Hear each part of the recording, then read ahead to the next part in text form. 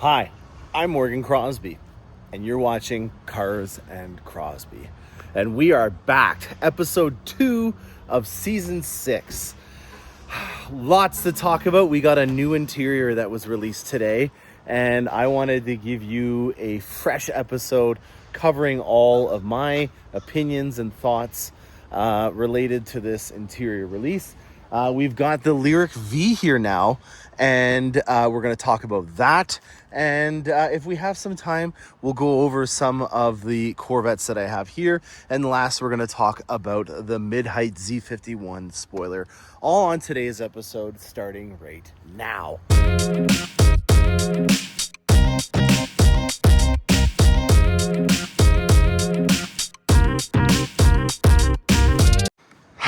Panda's back in action. I love this car. Yeah, love it. It's a long-term buy. It's the only car that I physically own. Everything else I lease for a lot of reasons. I think I've covered my business model before where I just have a problem. I can't not want to look at new vehicles such as this Lyriq V that just came in and want to buy them. And the easiest way to be able to handle a lot of vehicles and to mitigate your ownership risks is to look at leasing them, especially on electric vehicles where the resale value is up in the air. The Lyriq V is a performance version. It's not a Blackwing. Blackwing designates it for being a track-specific vehicle, with this weighing as much as an Escalade and having a very low center of mass and over 650 horsepower, almost the same as my Corvette. It's a rocket ship with a luxury interior and a Dolby Atmos 3D sound system, which I am very enticed by. We don't have the invoices for these yet, so I don't really have the ability to drive it yet. I really want to drive it before I buy it, but I really want one. And yeah, let's move on. We've got lots to talk about, mainly the interiors. I have watched the video a few times, not a lot, but I wanted to get on here and shoot this episode right away while we had some beautiful weather and talk about this interior.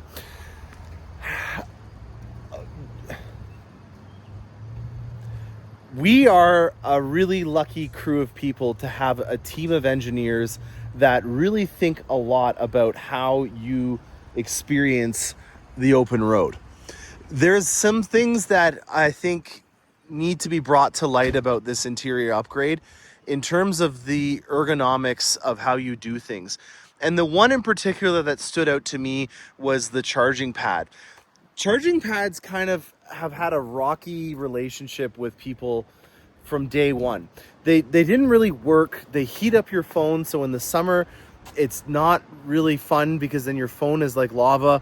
And with the Corvette, I'm going to show you on Panda here, the problem was that it was back here and you never really remembered it. They came up with a software over-the-air update to have it so that when you got out, it would have a DIY or a dash information display message saying phone left in charger, but most people didn't even see that.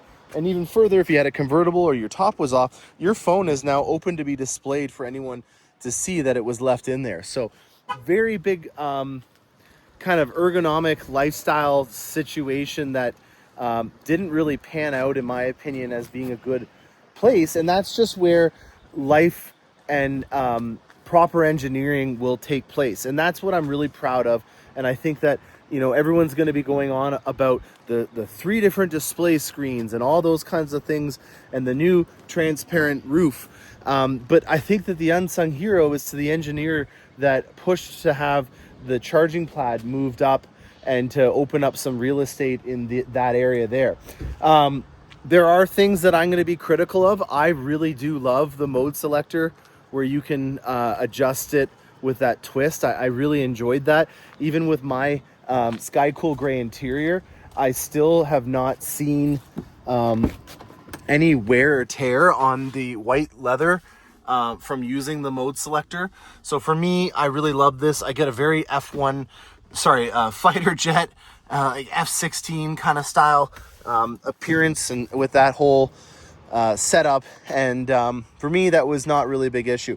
The driver-centric screens, though, that to me is just an absolute win. Wow, I just saw a little scrape here on my leather here. I'm gonna have to get that fixed up. That sucks. You got a display screen over here, and then this one over here is tilted a little bit differently than this one, and so you have 3 in total. I've said for a long time now that the E-Ray and the telemetry that you get in their display in terms of the data that they give you and torque outputs and live dynos and stuff like that is just amazing. And I'm really hoping that for the 26 model year, which is going to carry over with this new dash for all of them, that they carry over a lot of that stuff using the Unreal Engine, which is a computer software program that allows the amazing visuals for when you change the modes and all that kind of stuff. So the 3 screens, yes, it's great.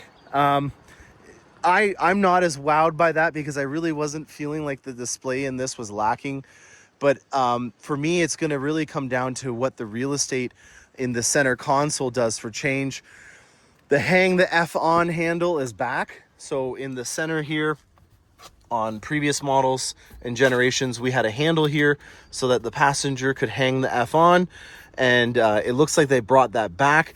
I also was concerned when I first saw the C8 in 2019 that this was going to cut off the passenger and make them feel like they're in a sidecar or a bathtub.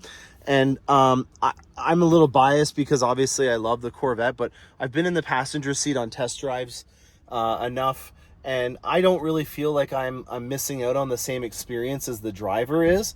And I also don't really feel like I'm lacking in utility in terms of space and stuff. I think it's easily accessible where it is right now. I guess the only thing is if you had long arms, the passenger is down here and it's a little awkward to have to reach in for this. So that's, you know, an interesting thing to note about the real estate.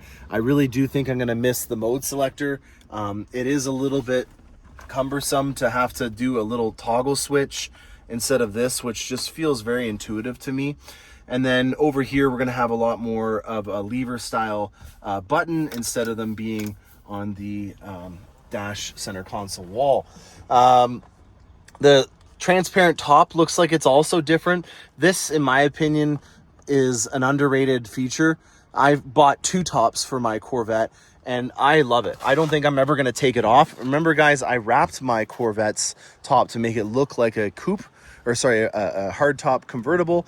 So this is all a wrap, and I think it does a really good job at matching from especially a distance, but even up close, and it gives that interior so much more of an expansive feel by having more light come through, and it's polarized, so it's not bad kind of light, it's the good kind of light that's going to keep you protected on the open road. So yeah, the 2026 model year is going to be starting up in about August, and that means that you'll be likely starting to see some land in September. So that's normally when we see the model year change. So we're about a month to 6 weeks ahead of when we normally see a model year change for Corvettes. What would that mean for you? So I'm always putting myself into the shoes of the customer, and let's say that you finally are looking at trying to pull the trigger. What I would say, just to be blunt, is how much do you want to pay for that new interior? There's never been a case where a Corvette hasn't gone up when there's new features added. So I can pretty much guarantee that the 26 model year, regardless of where you live, is going to be more money. And so if that's the case and you're looking at trying to be cost effective, the screen system in here and everything, in my opinion, is perfect. Like it wasn't like you had a vehicle where there was a serious design flaw and it was long overdue that they had this refresh. And I think the proof of that is in the fact that they've really just added, you know, a couple of items here and there every year, and it hasn't been a significant refresh where they've revamped the vehicle with a bunch of things that people had constructively criticized about it. And for me, you know, if you have the ability to get the new interior, I'm jealous, obviously. I doubt that I will be because of the luxury tax that's involved here in Canada. My Panda is mine for a long time, and I'm happy with that. There's obviously no way that I'm going to be able to redo the dash. And for me, it would really come down to the colors and cost. You know, if you had a vehicle that you had already owned that was, let's say, a 23, or in my case a 2024, it's likely not going to be a situation where you're going to be able to get out very easily and get into a 26 without there being a cost involved. And for most people, that's obviously going to be a huge weight on their decision if they get a new vehicle or not. If you're in a C7 or any other ones, or not in a Corvette, or you're in maybe, let's say, one of the inaugural model years, so a 2020 to 2022 C8, where there was not a lot of price increases yet, this might be a very good opportunity for you to do it. The last thing is going to be the color.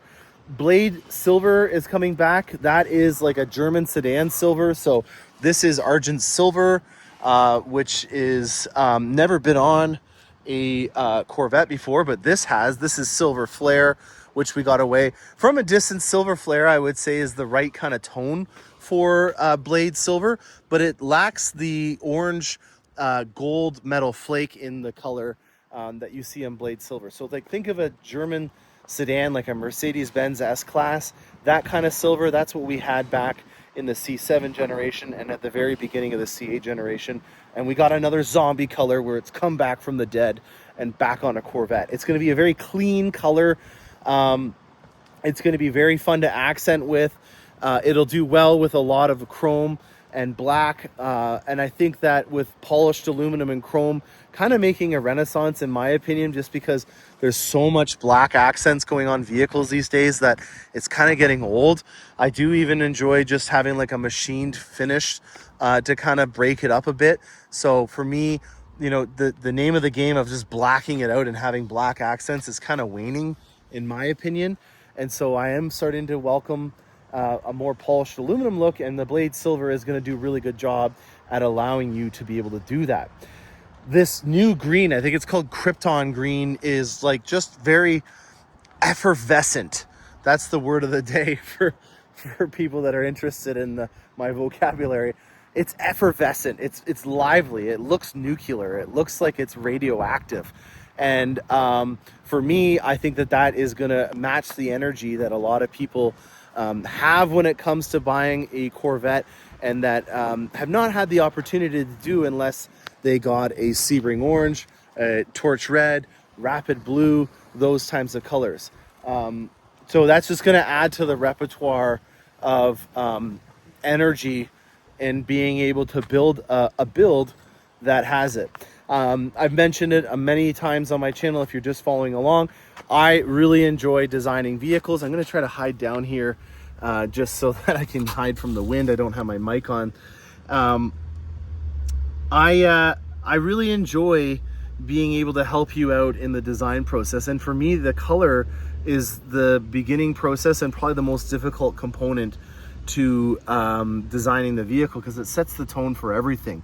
You know, you can be very counterintuitive with how you design certain items on a vehicle if you're not cognizant of, you know, what colors do and how they interact with other colors on the vehicle. So for the green, right off the bat, it's going to be a really heavy contrast color. So you're going to see a lot of black accents, and absolutely no other colors are necessary.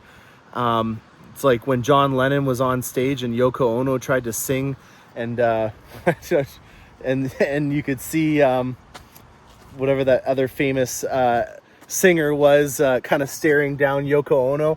If you got the Beatles on stage, you don't really need someone else on there to sing.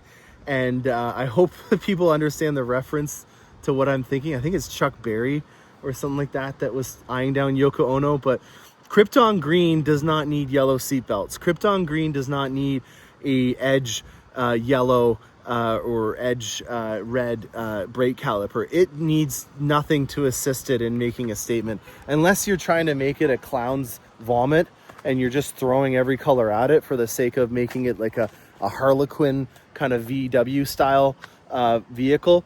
I really think that it's not necessary. So let's just summarize this for my colors in terms of predictions. Blade Silver, we've already had it, and on that topic, it's going to be really good with anything. Blade Silver also was from memory, I believe it was a free color.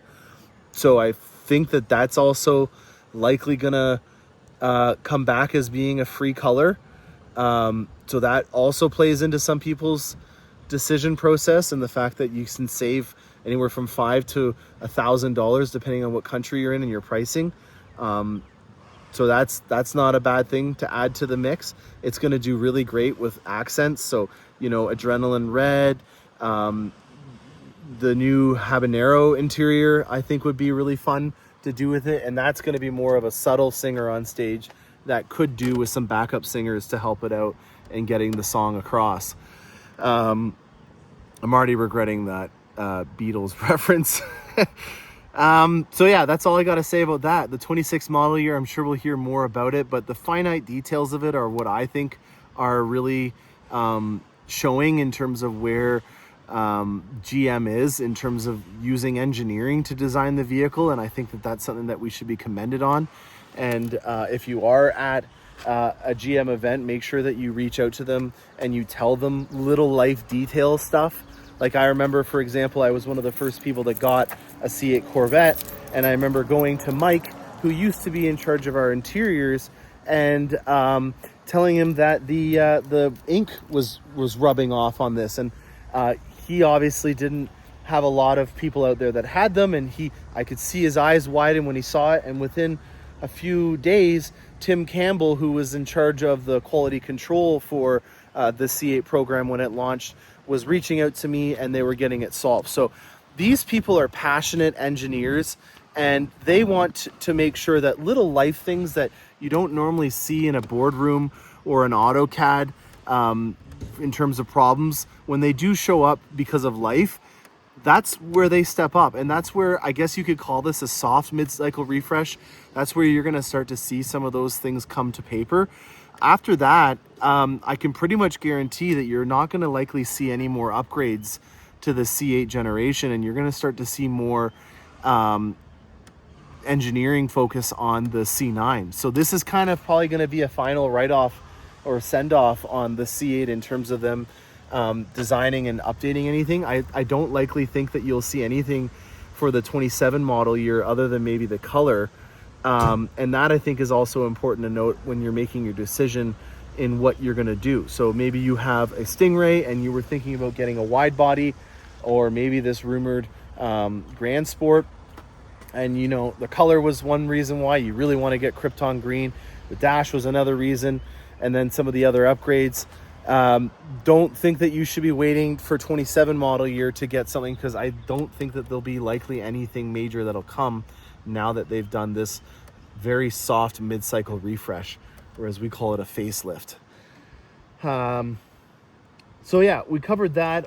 I did my first walk around for the season premiere, and I had two good friends of the channel reach out and expressed interest in the new Z51 spoiler. So they obviously have a non-25 model year, and they don't want the high wing, and they don't want the old school style Z51 spoiler. They want this one, and I can understand why, because this is a Goldilocks in terms of how much it stands out, and it does do a really good job at being discreet. It doesn't look like it's a 16-year-old that's tuned up a car and slapped on a spoiler. It looks like it was functionally designed for it in terms of where the lines on the fender meet the winglets on the side of the spoiler.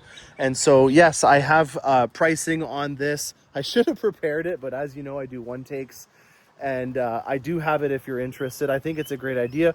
I would suggest that you do body color to match, or just the carbon flash metallic. Those are the two options that you can get from General Motors, and luckily it's using the same mounting points as you saw in previous model years. So again, it's a 4-post system, which we've had on all of our Stingrays to date. On a wide body, it's either a 2-post or a 9-post system, so that would not be possible if you were trying to do or emulate this in a wide body version. It's only the Stingrays that have a 4-post system. So yeah, I think it's all green lights. If you had a Z51 spoiler or a low profile spoiler already on there, you should be able to use the same mounting points, and the removal process is something that Phil and I have done Phil's done, not me. We've done hundreds of times. Patience is a virtue. If you're gonna do it yourself because you just don't want to go to a GM dealer and get it done, my advice to you would be very patient for when you're removing the Z51 spoiler. They do use an adhesive that you have to heat up and then use trim tools. And if you're not patient and letting it heat up properly and not just blasting it with heat, you can damage the paint very easily. In particular, in this area right here, when you're using the trim tool. So patience is a virtue. I think it's a cool idea. I think a lot more people are going to be doing that for multiple reasons, and I think it's a great idea. What else were we going to talk about? We're going to talk about the Optic a bit. Again, I didn't get the keys out, but I'm actually going to be shooting a separate video on the Optic this afternoon, because this sound system is just something that is hard to portray in a YouTube video, but it's something that really deserves to be talked about. This vehicle has one of the greatest sound systems ever put into a car. I have only heard a sound system like this in a vehicle from a custom sound engineer that was showcasing Dolby a few years back at the Detroit Auto Show. And it was when they were designing and engineering the sound system for this, and they were looking at examples of them. Dolby is the gold standard in terms of how a producer who produces music makes this music and how they want it to sound.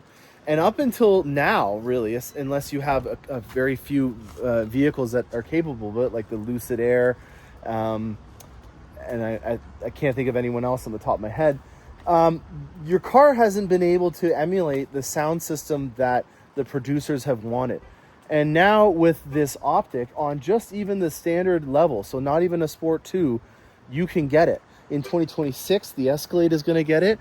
And these are 2026 model years of the Lyriq V, and they already have it as well. So most Cadillacs in 2026 are going to be getting the Dolby Atmos 3D sound. And that, to me, is really hard to build value in unless you're able to experience it yourself, or you have someone like me that puts their name on things that they kind of endorse. So, you know, for me, I think that that's really my biggest thing that I would bring to the table over other YouTubers, is that, like, I am a person that will get into a vehicle, drive it to Kentucky, and then tell you my experience.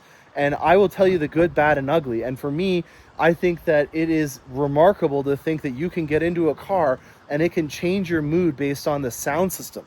This thing gives me goosebumps. I'll never forget the first time that I heard the sound system in here, and it changed my entire perception. You know, I don't know why, but I feel like in this day and age, with how focused we are on autonomous driving and crazy horsepower stats and 0 to 60s, we assume that sound is kind of met its limit in terms of what's capable in a vehicle. And to me, I've never been so humbled. And that's one of my favorite things about working for GM, is when I'm in a new vehicle and it exceeds my expectations. And this exceeded my expectations. The Optic in size is a smaller version than the Lyriq, and then definitely smaller than the Escalade.